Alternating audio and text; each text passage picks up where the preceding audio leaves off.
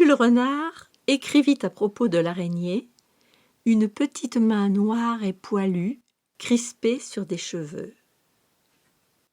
Les araignées font partie de la classe des arachnides. 4 paires de pattes les caractérisent.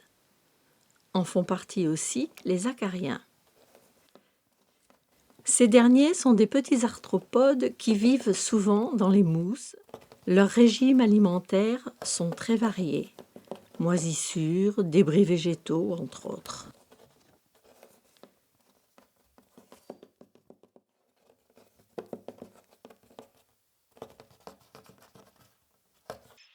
Certains sont des parasites et les pucerons n'y échappent pas.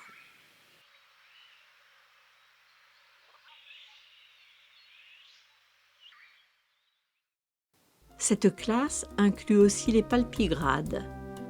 Ils sont aveugles, sans système respiratoire et de taille minuscule. Ils vivent dans des biotopes humides, comme les grottes, et sont plutôt rares. Les pseudoscorpions sont également dans cette classe. Ils ressemblent aux scorpions, mais ils n'ont pas de post-abdomen ou métasome et pas de glande à venin. Ils se nourrissent de petits animaux vivant dans les mousses ou les hépatiques.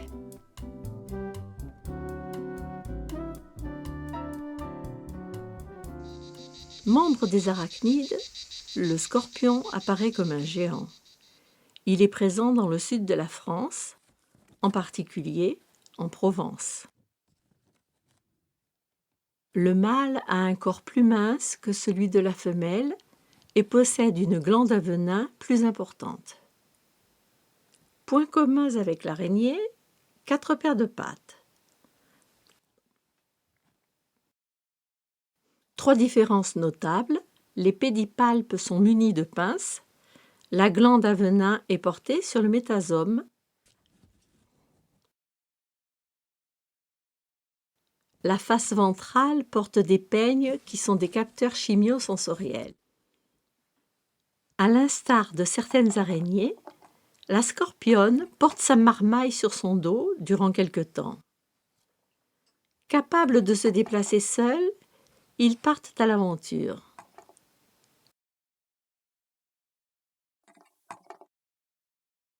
Bien peu d'entre eux arrivent au stade adulte.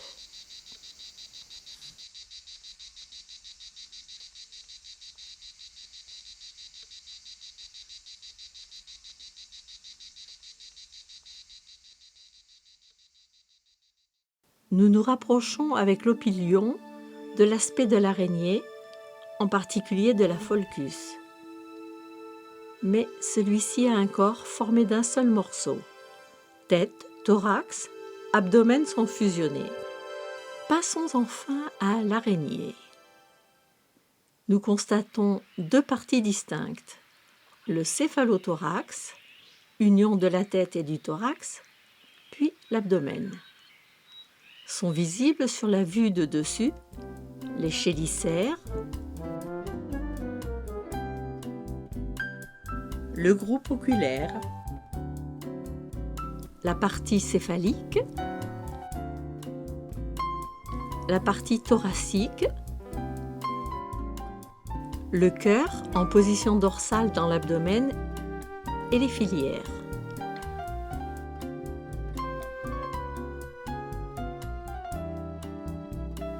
Vus de dessus apparaissent les chélicères, les lames maxillaires, la pièce labiale, puis le sternum. Sous l'abdomen se distinguent les poumons et le stigmate trachéen. Et l'épigyne, la partie externe des génitalia de la femelle. La coupe longitudinale simplifiée nous montre la glande venimeuse et les chélicères, les pédipalpes, les yeux, la masse nerveuse, le jabot, le système digestif, les poumons, l'orifice des trachées et le cœur, les ovaires, puis les glandes filiaires et les filiaires. Sans oublier le pédicule qui relie l'abdomen au céphalothorax. Revenons sur les yeux des araignées. Souvent au nombre de 8, parfois moins, sur une ligne ou bien 2. Ces caractéristiques servent à définir leur famille. Hormis les saltis, qui détectent les mouvements de leur proie à près d'1 mètre, les araignées ont la vue basse. Autre organe important pour classer les araignées, leur chélicère et en particulier l'orientation de leurs crochets. Les crochets qui se croisent désignent les labydoniates, ce sont les plus courantes en France. En revanche, les crochets dans le prolongement des chélicères désignent les orthoniates, c'est-à-dire la majorité des mygales.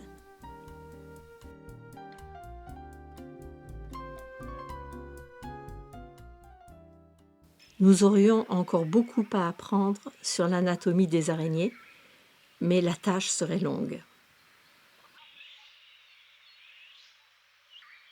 Néanmoins, nous ne pouvons pas passer sous silence les moyens dont disposent les araignées pour respirer. Comme les insectes, certaines d'entre elles s'oxygènent par une paire de trachées, parfois 2 paires. Ce moyen est le plus commun pour les araignées de France. D'autres, en particulier les mygales, respirent avec 2 paires de stigmates pulmonaires. Enfin, certaines familles font un compromis avec une paire de stigmates trachéens et une paire de stigmates pulmonaires.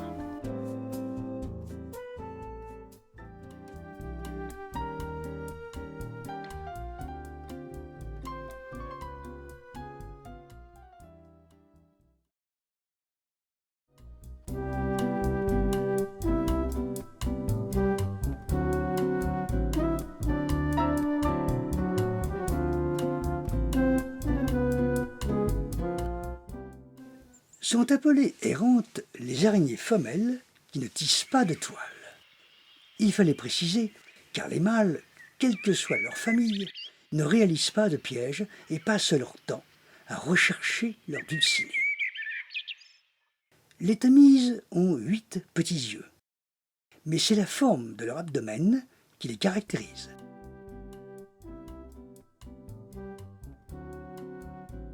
Elles peuvent adapter leur couleur pour mieux se confondre sur leur support.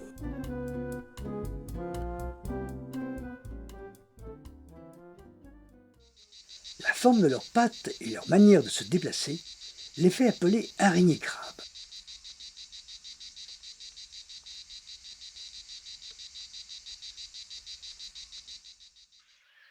Les mâles ne tiennent pas en place et sont toujours à l'affût d'une fiancée.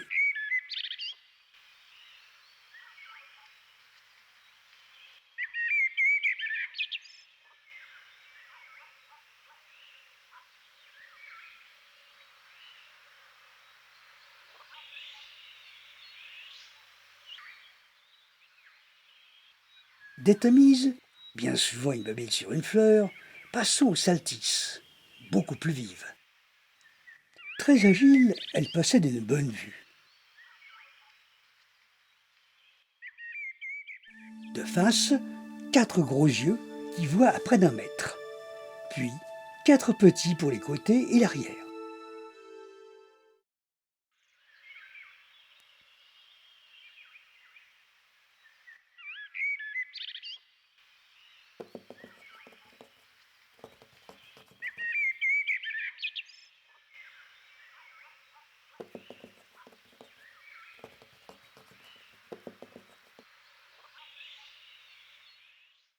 Aux premières heures chaudes du matin, la fileuse chrysope mâle part à la chasse.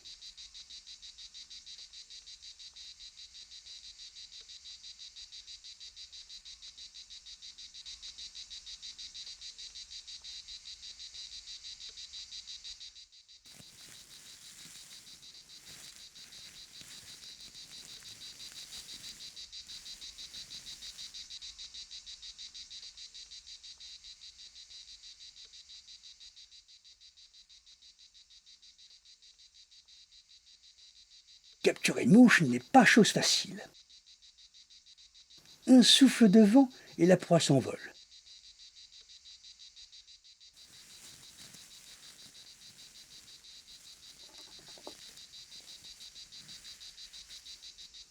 Bien souvent, celle-ci revient à quelques coudées et notre chasseur retente une approche prudente. La capture est fulgurante.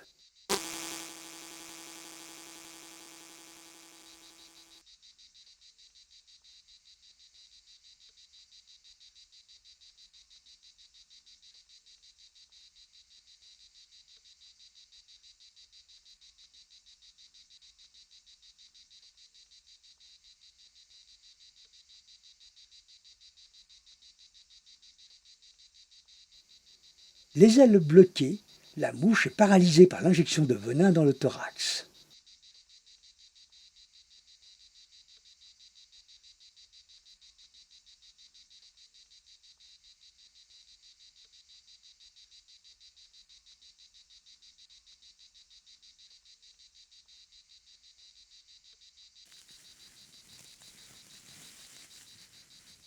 La saltise femelle, durant ce temps, a capturé un cercopsis.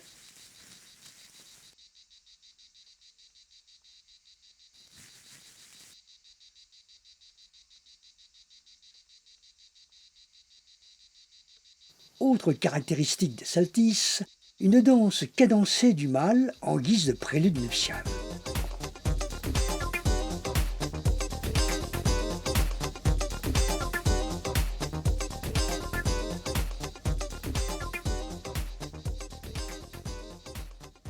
Les saltis sont discrètes.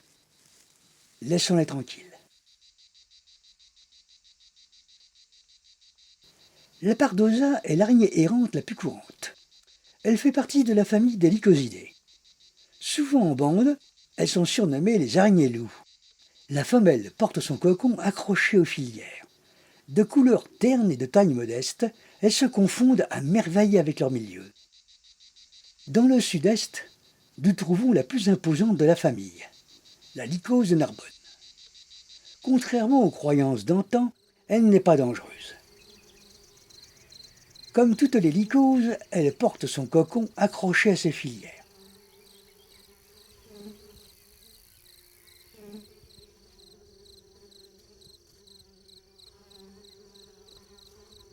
Nous distinguons 8 yeux disposés en 3 rangées.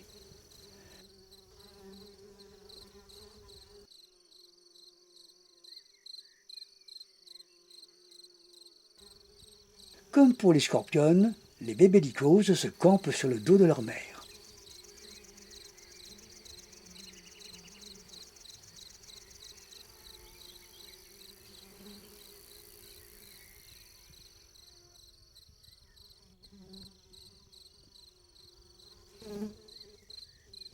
Même mortes, les petits resteront sur elles jusqu'à ce qu'ils se sentent assez forts pour aller vivre leur vie.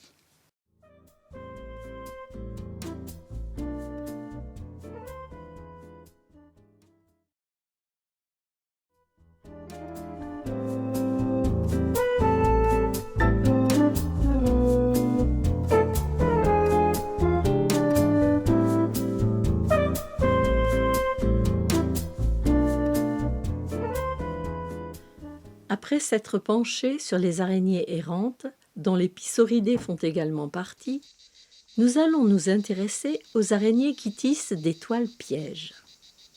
Pour la Linyphia mora, la toile n'est qu'un enchevêtrement de fils. Malgré tout, ce piège fonctionne.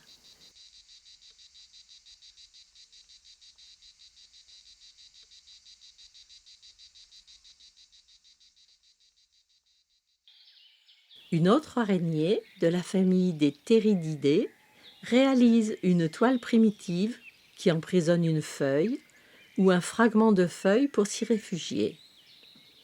Ce piège, guère sophistiqué, peut, avec un heureux hasard, capturer de belles pièces.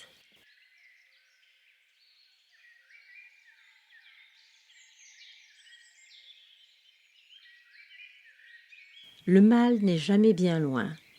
Il observe. Prudent, il attend le moment propice. Les grandes toiles en nappe horizontale sont les ouvrages des Agélénidés. Elles construisent une retraite tubulaire pour épier l'éventuelle victime ou pour échapper aux prédateurs. Un saut maladroit et le cric échoua, s'empêtre dans un maillage de fils collants.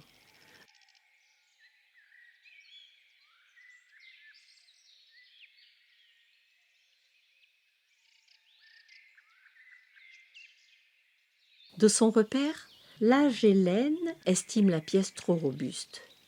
L'Acridien aura la vie sauve. De la même famille des Agélénidés, la tégénaire domestique tisse une toile en forme d'entonnoir. Mais nous verrons cette dernière plus en détail dans le 4e volet.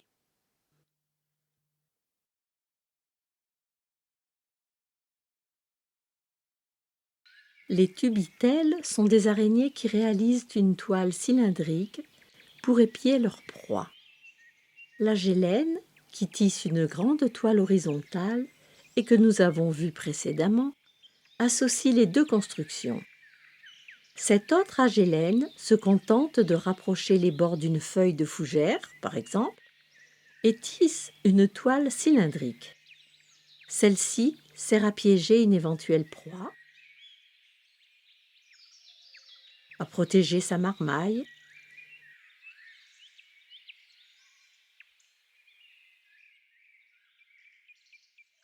et gare aux curieux.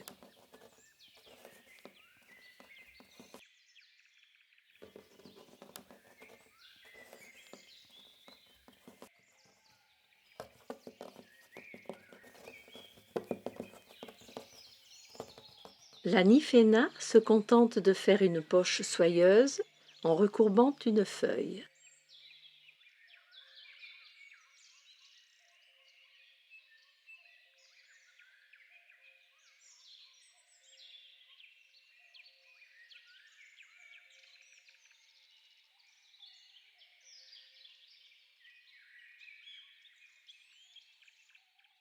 Ce sont les toiles d'orbitelles qui attirent le plus nos regards. Leur géométrie rigoureuse et leur technique de construction ont fait l'objet de bien des observations des naturalistes.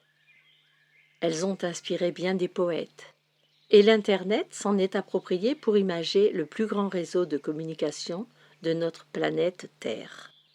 Les modes de construction de ces toiles géométriques se ressemblent.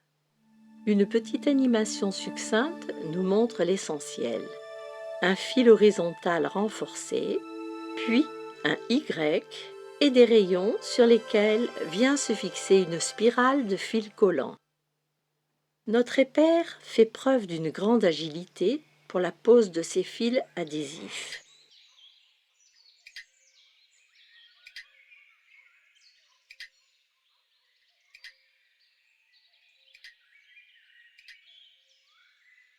Elle est économe.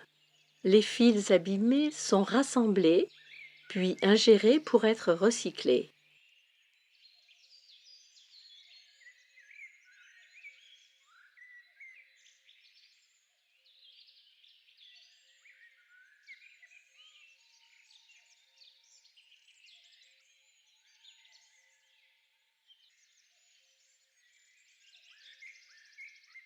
À leurs éclosions, les petits de l'épère tissent un fouillis de fils qui leur permet de se regrouper. Mais, au moindre tracas, les petites épères se dispersent. Après une dizaine de jours de croissance, elles sont capables de construire leur première toile.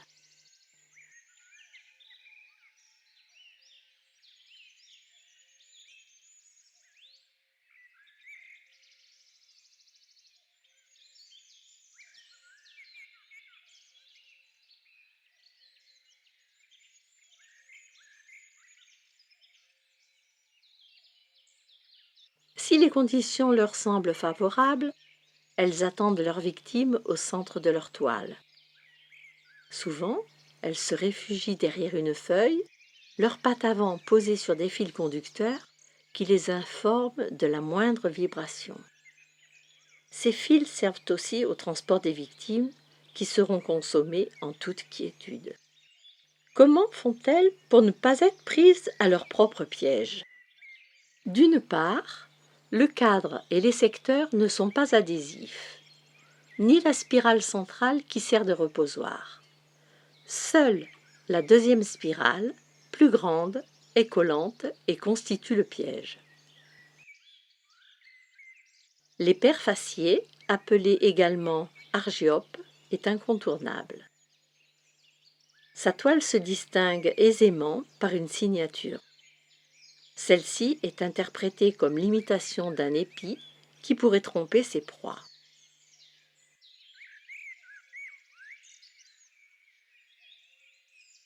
C'est une belle araignée qui rappelle le tigre. Sauterelles et criquets sont ses proies préférées. Une chute malencontreuse, notre argiope intervient en un éclair.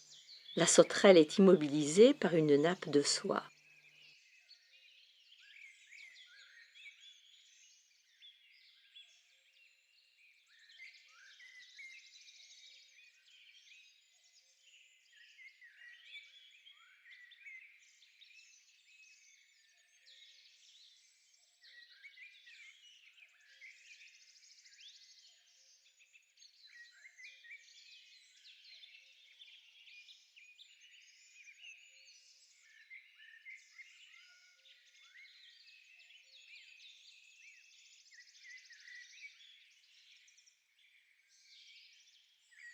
Une morsure est pratiquée et, en attendant l'effet du venin, notre araignée regagne son repas interrompu.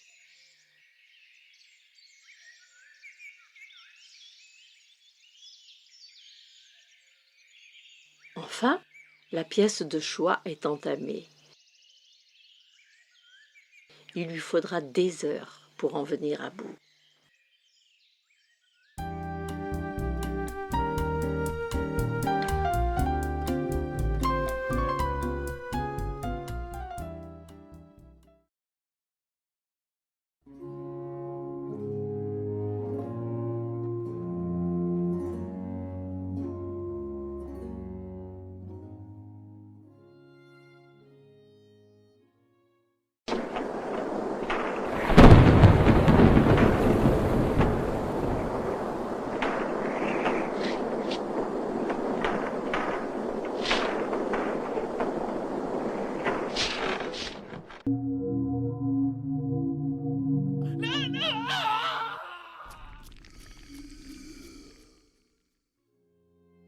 Depuis des siècles et des siècles, les araignées ont mauvaise réputation.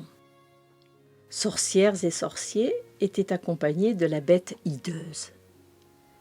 L'ignorance aussi a perpétué la peur de cette bestiole de génération en génération, et le cinéma d'horreur a bien exploité ce filon. Bien sûr, certaines mygales tropicales ne sont pas innocentes, mais en ce qui concerne les araignées de nos maisons, je vais essayer de vous réconcilier avec elles.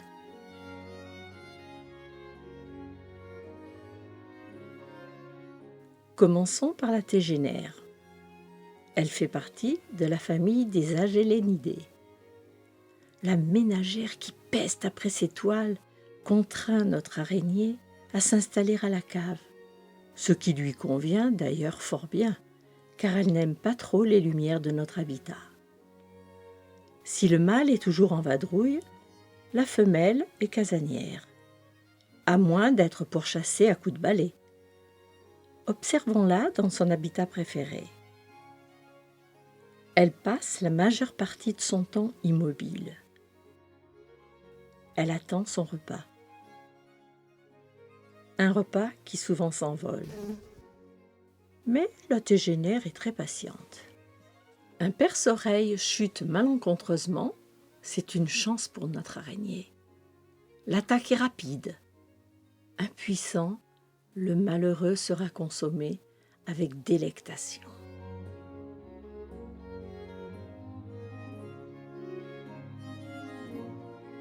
Les tégénères se nourrissent de moustiques, de mouches, et de bien d'autres petits insectes qui heurtent leur toile.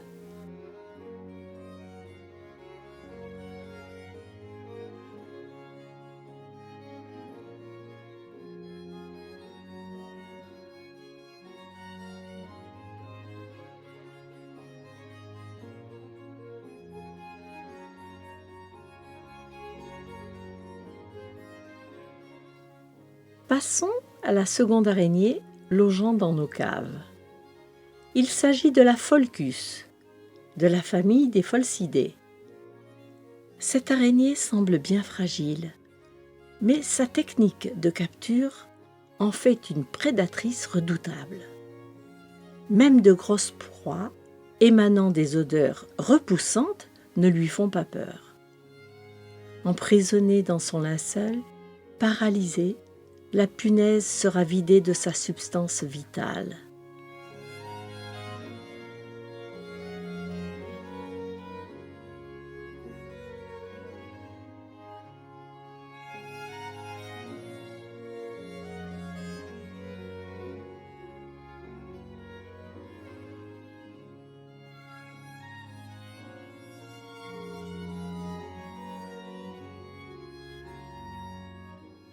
Faisons plus ample connaissance avec les Pholcus.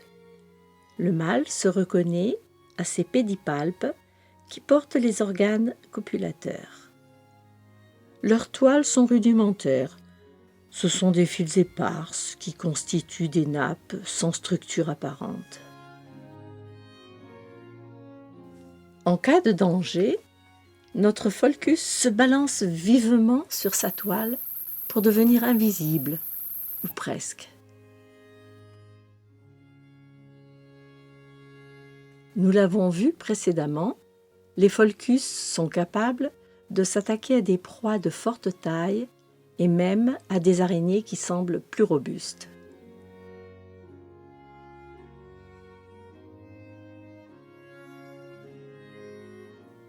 Deux Pholcus agrippées l'une à l'autre pourrait nous faire croire qu'elles s'entre-dévorent. En y regardant de plus près, nous constatons qu'il s'agit d'une rencontre importante pour la survie de l'espèce. Les organes copulateurs du mâle incorporés au pédipalpe fécondent la femelle par son épigyne. Après l'accouplement, la femelle pondra au bout d'un temps qui est variable. Liée par quelques fils, ses œufs resteront accrochés à ses chélicères pendant 3 semaines, temps moyen pour l'éclosion. La tégénaire et la Pholcus sont frileuses. C'est une aubaine pour elles de vivre dans nos maisons, hormis celles qui vivent au sud de la France. Ce n'est pas le cas pour une épère entrée accidentellement. Il lui faudra trouver une sortie pour ne pas y périr.